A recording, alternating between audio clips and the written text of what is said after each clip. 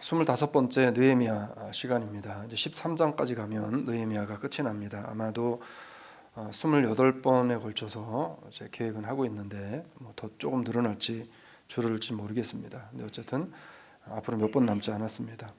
우리는 지난 1장에서 6장까지를 통해서 성벽 건축에 관한 이야기를 봤고요. 8장에서 10장까지의 내용에서는 하나님의 백성으로 부름받은 사람들이 영적인 갱신을 어떻게 할 수 있는지, 어떻게 했는지에 대한 과정을 또 봤습니다. 오늘 11장으로 오면서 느헤미야는 적들의 공격 속에서 예루살렘 성과 백성들의 피해가 최소화하게 하기 위해서 이제 백성들을 어떻게 안전한 곳으로 대피시킬까, 그리고 하나님의 성 이제 벽이 완성이 되어진 이후에 그 하나님의 성전을 어떻게 우리가 이제 해야 할 것인가, 어떻게 관리하고 보호해야 될 것인가에 대한 고민에 빠지게 되어집니다. 그리고 나서 느헤미야가 기도하며 결정한 것은 이스라엘 백성들을 예루살렘 성 안으로 이주를 시키는 문제를 가지게 되어집니다. 자, 지난 시간에 이스라엘 백성들이 세상과 구별된 삶을 살 것에 대한 결단을 했다고 했습니다. 그래서 안식일을 거룩히 지킬 것을 결단을 했고요. 그리고 예루살렘 성 안에 들어온 이스라엘 백성들이 예배와 성전을 중심으로 살아가야 될 것에 대해서 하나님이 요구하시는 것이 그것이라는 사실을 깨닫고 그러한 삶을 살겠다라는 결단과 결심을 했다라고 이야기했습니다. 이 성도라고 하는 거룩히 구별되어져 하나님의 백성으로 부름받은 사람들이라고 하나님께서 명명해 주신 우리들은 무엇을 중심으로 사냐면 하나님의 교회를 중심으로 살아가게끔 하나님께서 그렇게 만들어 놓으시고 주셨다는 것입니다. 우리는 여기서 예루살렘 성으로 이스라엘 백성들을 이주시키는 이 광경, 그리고 예루살렘 성으로 들어온다는 사실이 무엇을 의미하는지를 우리가 생각해 보아야 합니다. 아니 예루살렘 성을 이제 완공했으니까 들어와 사는 거 당연한 거 아닙니까? 라고 이야기할 수 있지만 단순하게 이제 예루살렘 성 안으로 들어오는 것으로의 단순한 문제가 아니었다는 겁니다. 다시 예루살렘 성은 재건되긴 했지만 여러 면으로 세상과 단절되고 자유롭지 못한 곳이 어디였냐면 예루살렘 성 안이었습니다. 예루살렘 성 안이었습니다. 세상과 교류를 해야 돈을 벌고 자신들의 생활이 더 활력을 찾고 윤택해집니다. 그건 오늘 우리들도 마찬가지입니다. 여러분, 믿음을 지키고 신앙을 건강하게 하나님이 명령하시는 명령의 말씀을 따라서 우리의 신앙과 믿음을 지키려고 하면 우리의 세상에서의 삶은 조금 더 불편해질 수밖에 없습니다. 이스라엘 백성들이 예루살렘 성화로 들어온다는 이야기는 바로 그것을 의미합니다. 내가 더 안락하고 편안한 곳을 이제 뒤로 하고 조금 더 불편하고 편안하지 않는 곳으로 자리를 옮긴다는 의미입니다. 자, 중요한 것은 뭐냐면 누군가는 예루살렘 성과 하나님의 성전을 지키고 보호해야 할 그러한 의무를 가져야 했다는 것입니다. 여러분, 오늘 현대의 교회들마다 가지고 있는 고질적인 고민거리가 뭡니까? 사람들이 교회를 떠나고 있다는 사실입니다. 그건 대형 교회든 작은 교회든 할 것 없이 사람들이 교회를 떠난다는 겁니다. 작년 통계로 보게 되어지면 한국에 있는 개신교회의 이 교회 교인 수가 100만 명이 넘는 인원이 줄어들었다는 겁니다. 그럼 미국도 마찬가지입니다. 이젠 더 이상 사람들이 하나님을 믿지 않고 더 이상 사람들이 교회로 나오지 않아도 유튜브라고 하는 아주 미혹적이고 매혹적인 매개체를 통해서 예배를 보며 자신들이 불안한 감정들을 이제는 다스리는 시대가 되어졌다는 겁니다. 이제 더 이상 교회라고 하는 하나님의 나라, 그리고 하나님의 교회, 하나님의 예배당, 그리고 하나님 앞에 나와야 하는 수고로움에 대한 것들을 사람들이 불편해하기를 시작했다는 겁니다. 자, 예루살렘 성으로 들어온다는 것은 이 불편함을 다시 내가 가지고 살겠다라는 것을 다짐하고 결단하는 이야기입니다. 그래서 느헤미야는 이 일을 위해서 백성들에게 하나님께서 자신들에게 요구하시는 것이 무엇인지를 생각해보고 우리가 그 길로 가야지 된다라는 것을 백성들에게 이야기를 합니다. 우리가 교회를 다니면 누구나 할 것 없이 알고 있는 사실이 있습니다. 뭐냐면 내가 신앙생활을 하고 믿음 생활을 하면서 이렇게 믿음 생활을 하는 것이 하나님이 보실 때에 기뻐하실 일이구나라고 하는 사실은 누구나 다 알고 있다는 것입니다. 그렇지만 알고 있는 것과 실천에 옮기는 것은 다른 일입니다.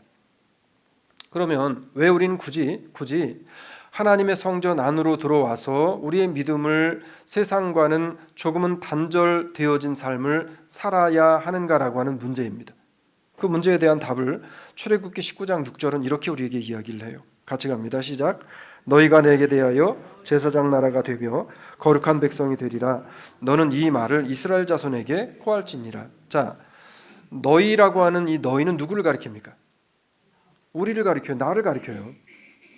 자, 성경은 분명히 네가 내게 대하여, 그럼 내게는 누굽니까? 하나님에 대해서, 너희가 하나님 여호와 창조주에 대해서 제사장 나라가 되며 이제는 어떤 백성이 된다는 거예요? 거룩한 백성이 되어졌다는, 거룩한 백성이 됐다는 거예요. 그렇기 때문에 거룩한 백성은 거룩한 백성으로서의 삶을 살아야 되는 겁니다.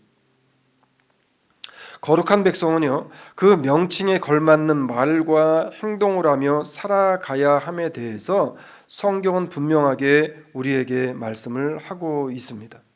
로마서 1장 6절로 7절은 이렇게 이야기합니다. 너희도 그들 중에서 있어 예수 그리스도의 것으로 부르심을 입은 자니라. 로마에 있어 하나님의 사랑하심을 입고 성도로 부르심을 입은 모든 자에게 하나님 우리 아버지와 주 예수 그리스도를 쫓아 은혜와 평강이 있기를 원하노라. 자, 본문에 보게 되어지면 너희도 그들 중에 있지만, 너희도 많은 사람 중에 있지만 너희는 어떤 사람이냐면 예수 그리스도의 것으로 부르심을 입은 사람이라는, 우리는 하나님의 것으로, 예수님의 것으로 부르심을 입었습니다. 내가 입은 게 아니라 누가 입혀주신 거예요? 하나님이 입혀주신 거예요.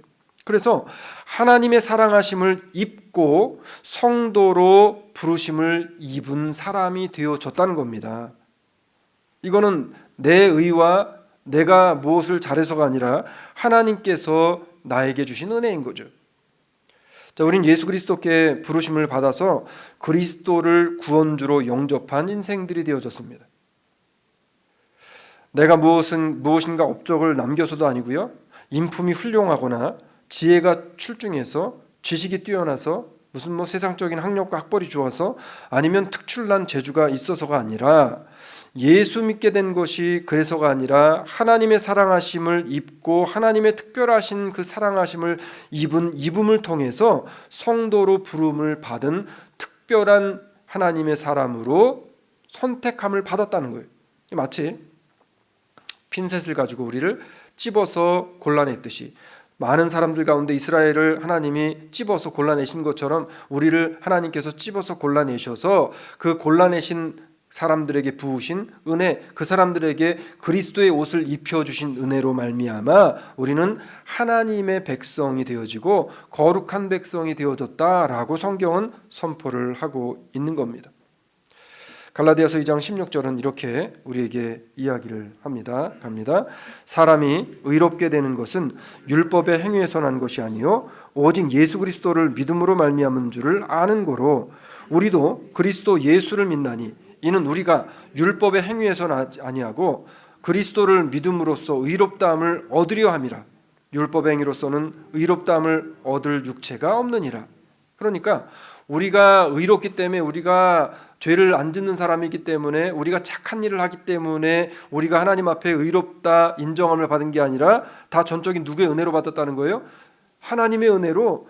그러니까 여러분이 내가 예수를 믿습니다라고 하는 이것도 내 의지대로 믿은 거예요? 아니면 하나님이 그 믿을 수 있는 은혜를 주신 거예요?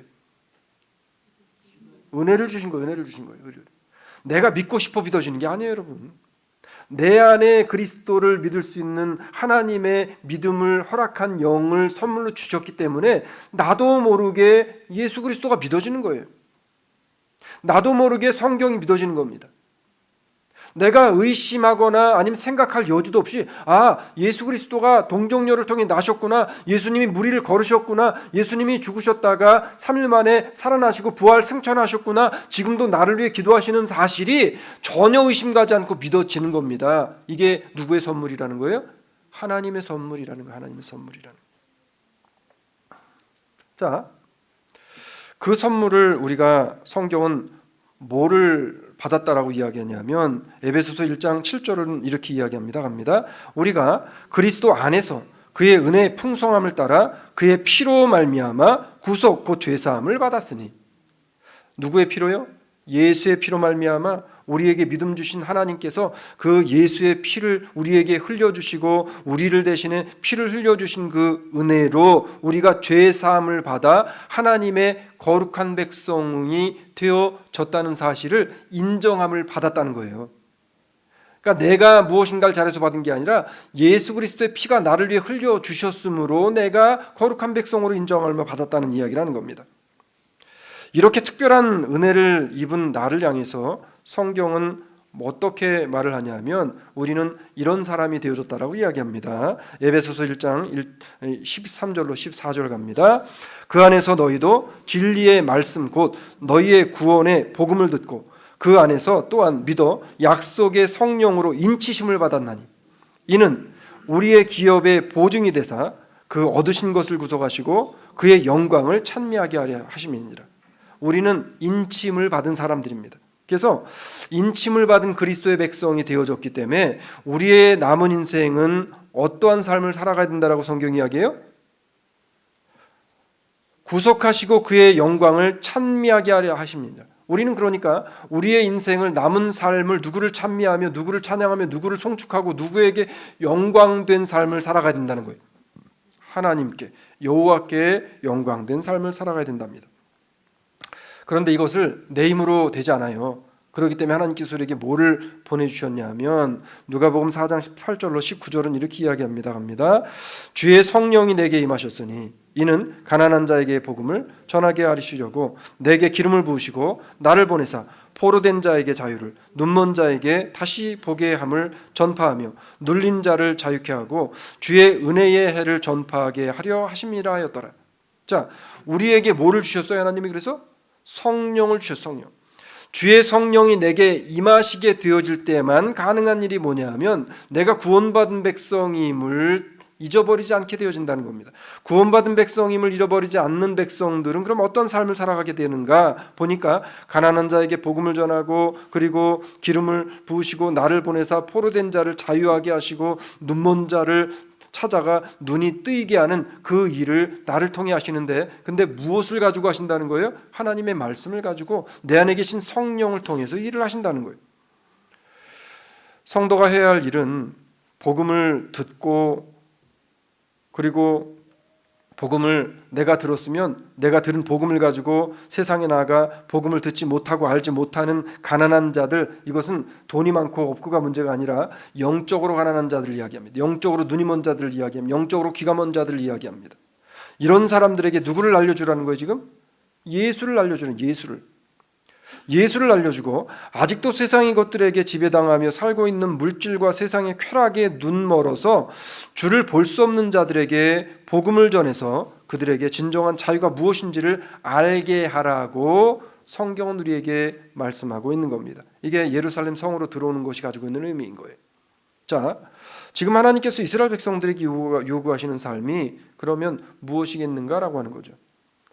느헤미야가 끝나는 시점에서 예루살렘 성벽이 완성되어진 시점에서 이제 이스라엘 백성들이 다짐도 했고 회개도 했고 하나님 앞에 찬양을 드리기로 결단도 하고 난 이후에 느헤미야를 통해 하나님께서 이스라엘 백성들을 예루살렘 성 안으로 들어와 살도록 하시는 이유가 무엇이겠는가라고 하는 겁니다.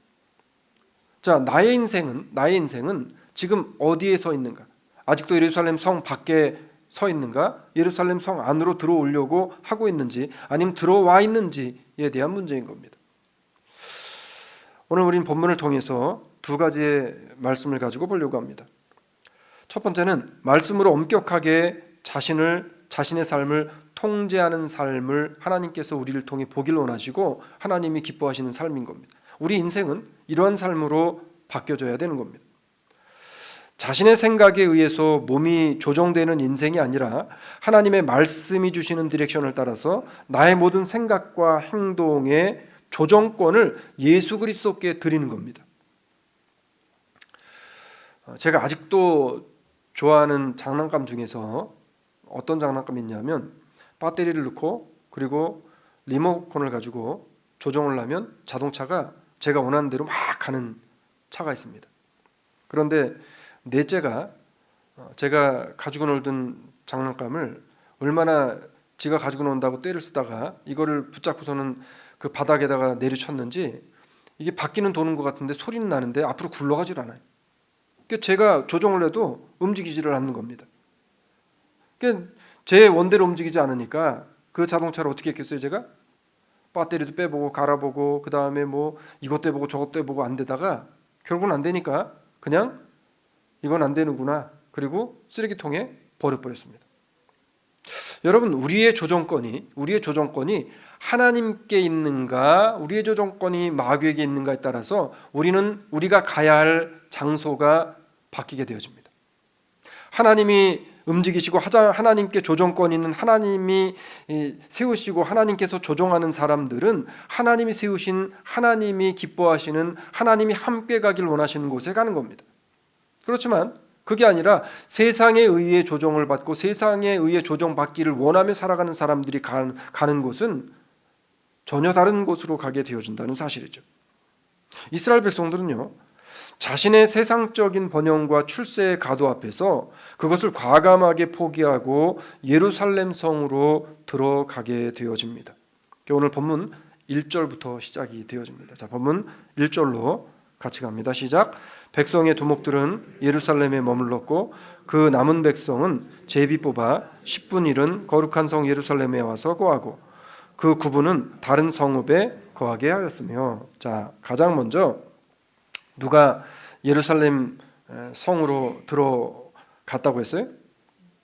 두목들이라 했어요. 두목들. 자, 가장 먼저 자신들의 삶을 말씀의 통제 속에 가두는 것을 실천한 부류의 백성들이 누구냐 하면 두목들이라는 겁니다. 그러니까 이 교회의 지도자들이었다는 거예요.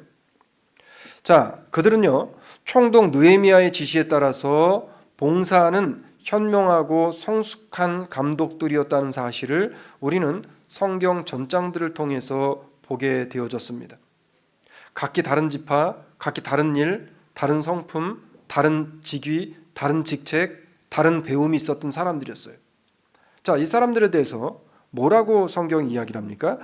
느헤미야 7장 2절을 갑니다. 시작. 내 아우 하나니와 영문의 관원 하나냐로 함께 예루살렘을 다스리게 하였는데 하나냐는 위인이 충성되어 하나님을 경외함이 무리에서 뛰어난 자라.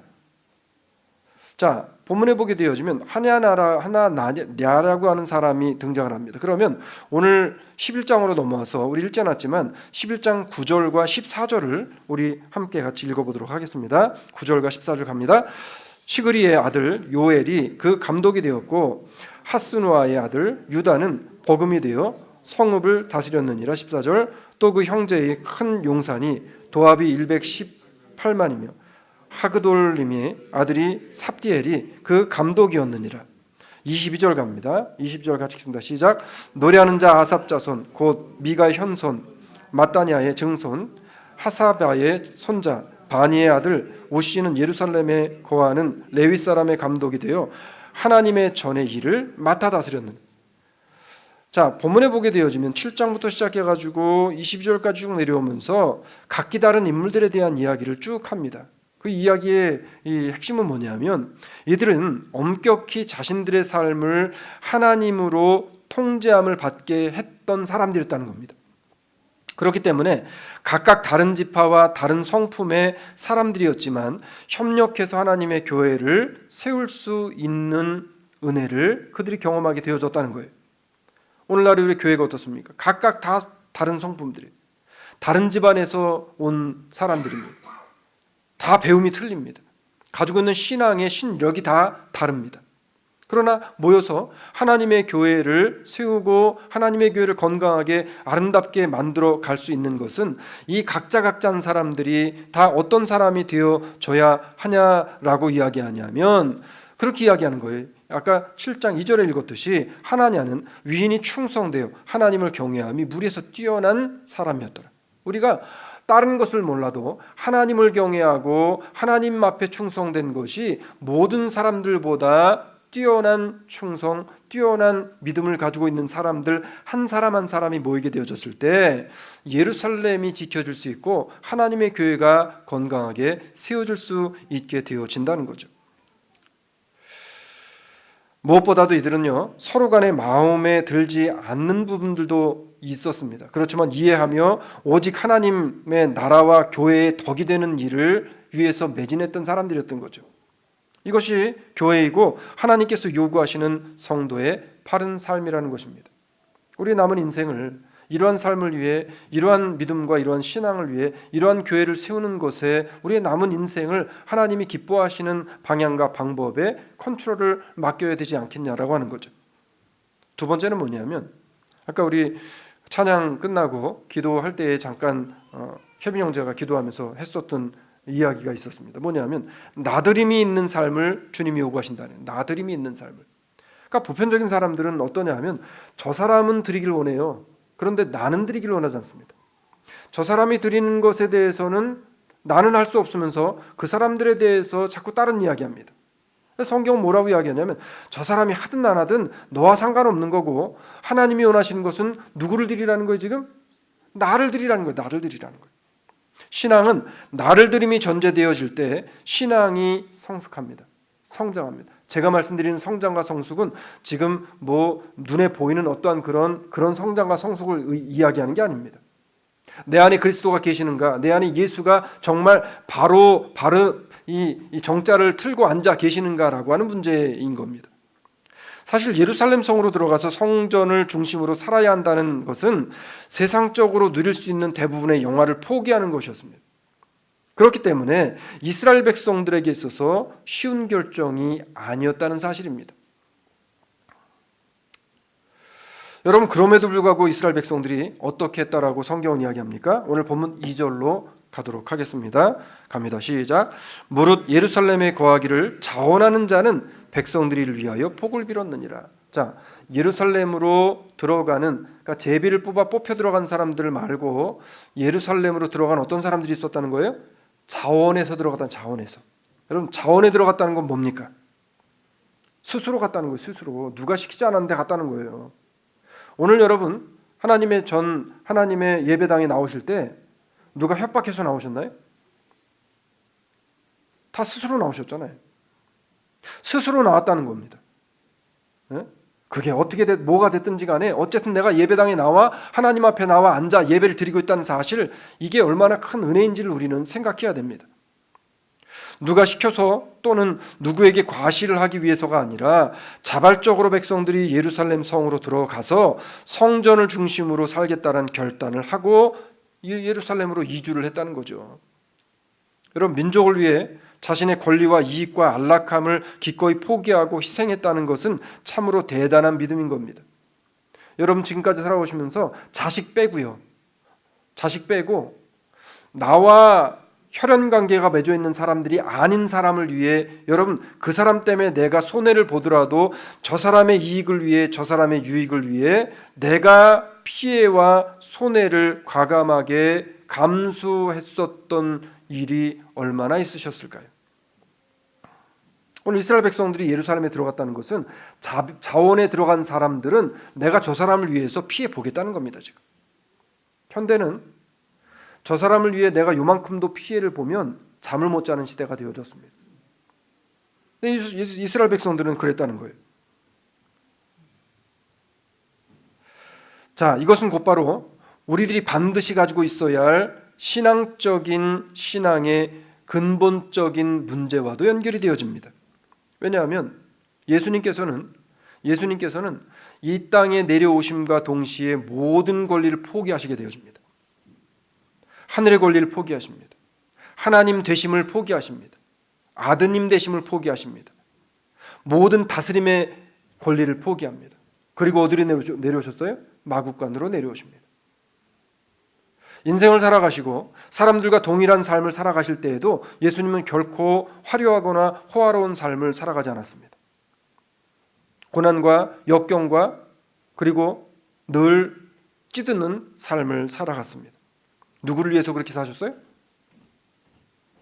오늘 본문이 너무 무거운가요? 네. 누구를 위해 그렇게 사셨던 거예요, 예수님이? 나를 위해 그렇게 사신 거예요. 나를 위해서. 오늘 여기 있는 나를 위해서.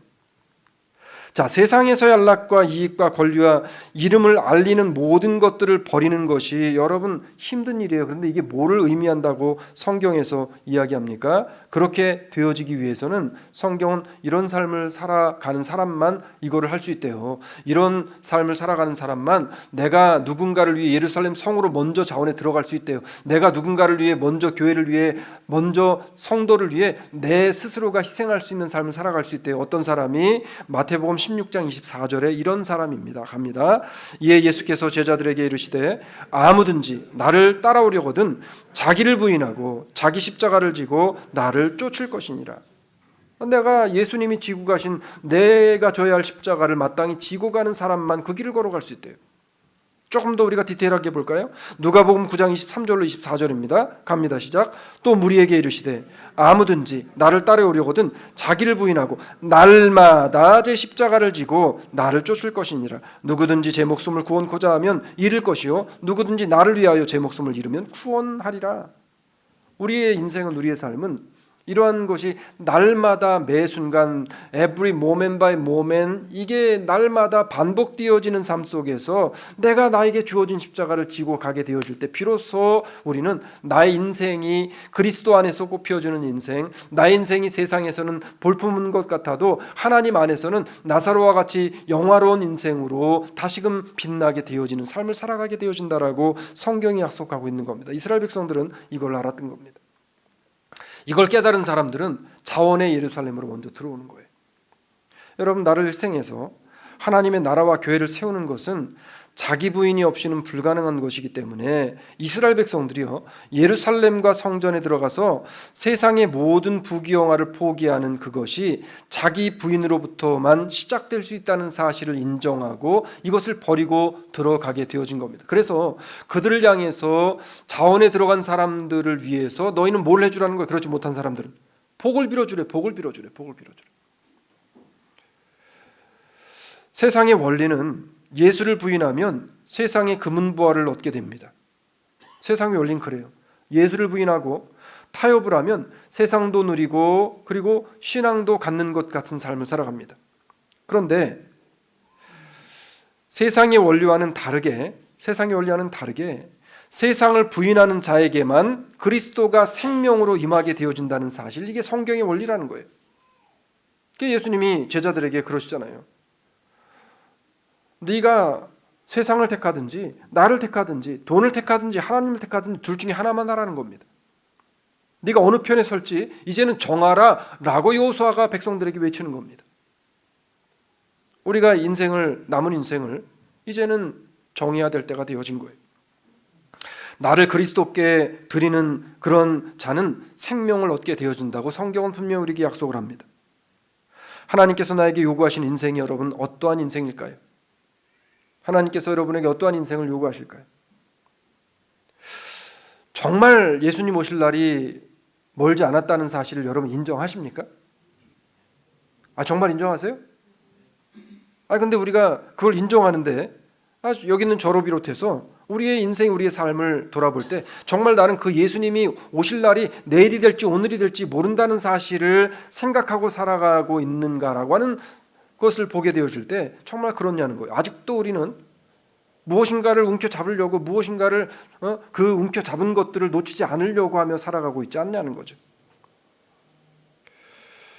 성경은 이러한 인생들을 향해 야고보서 4장 13절로 17절에서 이렇게 이야기합니다. 갑니다. 들으라, 너희 중에 말하기를 오늘이나 내일이나 우리가 아무 도시에 가서 거기서 1년을 유하며 장사하여 일을 보리라 하는 자들아, 내일 일을 너희가 알지 못하는도다. 너희의 생명이 무엇이뇨? 너희는 잠깐 보이다 없어지는 안개니라. 너희가 도리어 말하기를 주의 뜻이면 우리가 살기도 하고 이것저것을 하리라 할 것이오늘 이제 너희가 허탄한 자랑을 자랑하나니 이러한 사랑은 다 악한 것이라. 이러므로 사람이 선을 행할 줄 알고도 행치 아니하면 죄인이라. 뭐예요? 우리 인생이 그렇다는 거예요. 지금 우리 이런 인생을 살고 있지 않나요? 내일 일을 너희가 알지 못하는도다. 이거 성경이 말씀하시는 거예요. 내일 일을 우리가 알지 못해요. 그런데 우리는 여전히 어떻게 살고 있어요? 너희의 생명이 무엇이냐? 너희는 잠깐 보이다 없어지는 안개니라 라고 말씀하는데 우리는 어떤 삶을 살고 있다는 거예요 지금. 너희가 도리어 말하기를 주의 뜻이면 우리가 살기도 하고 이것저것을 하리라 하고 할 것이거늘 이제 너희가 허탄한 자랑을 자랑하나니 이러한 자랑은 다 악한 것이라. 내가 1년을 계획하고 2년을 계획한다 할지라도 주님이 오늘 저녁에 와서 우리의 영혼을 데려가시면 우리는 우리가 계획한 그 어떤 것도 아무것도 볼 수도 그리고 이행하고 지킬 수 없는 인생, 연약한 인생이 우리 인생이라는 거예요. 이스라엘 백성들이 예루살렘 성벽을 완성해 놓고 이 사실을 깨닫고 난 사람들이 자원해서 예루살렘 안으로 들어가 하나님 이제는 내가 이방 사람들과 같이 교류하며 이방 사람들과 함께 교류하며 내가 받고 누렸던 모든 안락함과 모든 평화로움과 모든 화려함을 이제는 좀 버리고 불편하고 힘들어도 예루살렘 안에 들어와서 하나님의 성전을 중심으로 살겠다라고 하는 결단을 하고 예루살렘 안으로 자원에 들어갔던 사람들이 있었던 겁니다. 오늘 이 자원하는 이 마음을 가진 예루살렘 성 안에 들어와 하나님의 성전을 중심으로 살겠다라고 자원했던 이 백성이 오늘 저와 우리들이 되어지기를 소망합니다. 말씀 맺을게요. 주님께서 나에게 요구하시는 오늘은 어떤 오늘일까요? 말씀으로 나를 통제할 수 있는 인생이 되어지기를 원합니다. 말씀으로 나를 통제하지 못하면 그러면 여러분 통제가 안 되는 그 리모컨 컨트롤로 통제가 안 되는 사람은 더 이상 내 장난감이 아닌 거예요. 내 것이 아닌 거예요. 하나님으로부터 리모트로 통제가 되지 않는다는 사실은 하나님과 어쩌면 무관한 사람이 되어질 수 있다는 겁니다. 세상이 주는 형통보다 그리스도를 통해 주어지는 고난을 기쁘게 여길 수 있는 인생이 되어지길 바랍니다. 그리스도가 나를 위해 오셔서 물과 피를 다 흘려주신 은혜를 생각하면서 나를 주의 쓰시기에 합당한 도구로 내어드릴 수 있는 믿음의 성숙함이 우리에게 있기를 소망합니다. 여러분 세상의 것들을 인해서 이 세상에서 웃으며 살아가기보다는 세상에서는 나사로와 같은 인생을 살지라도 예수를 생명으로 얻고 고난을 인내하며 주님의 나라를 눈물의 삶으로 증거하며 살아가는 이 시대에 정말 몇 안 되는 하나님이 기뻐하시는 인생을 살아가는 오늘 우리들이 되어지기를 소망합니다. 기도하실게요. 주님 고맙습니다. 수없이 많은 교회, 수없이 많은